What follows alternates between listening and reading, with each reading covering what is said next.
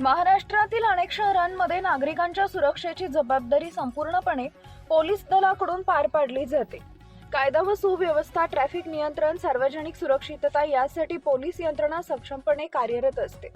मात्र बारामती शहरात याचं चित्र काहीसं वेगळं दिसून येतंय।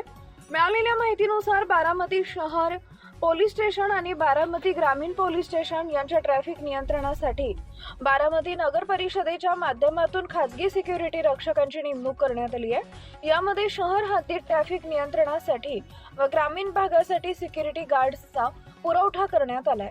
धक्कादायक बाब म्हणजे या सिक्युरिटी कर्मचाऱ्यांचं वेतन थेट बारामती नगर परिषदेच्या निधीतून दिलं जात आहे। मिळालेल्या तांत्रिक माहितीनुसार एका सिक्युरिटी गार्डला दरमहा सुमारे 27,500 रुपये इतका पगार दिला जातो।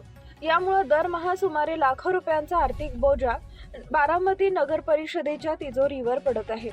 बारामतीमध्ये ट्रॅफिक कंट्रोलसाठी 11 पुरुष व 1 महिला आहे। वास्तविक ग्राउंडवर काम करणारे 6च व्यक्ती असल्याची माहिती police traffic PI Nilesh Mane यांनी दिली आहे।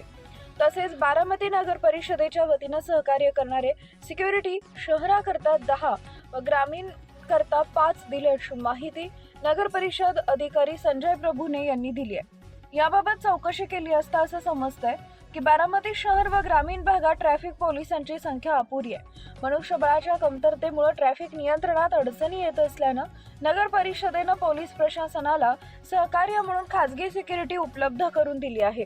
मात्र हा खर्च नगर परिषदेनं उचलणं कितपत योग्य आहे असा सवाल आता उपस्थित केला जातोय।